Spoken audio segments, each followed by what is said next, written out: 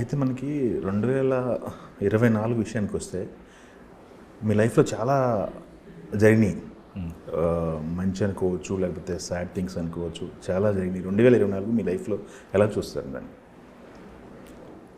It is a mixed emotions and basically 24.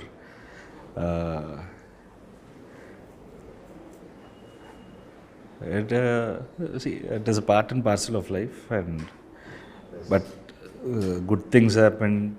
There was a few sad moments, but we all should take it with a pinch of salt and move forward.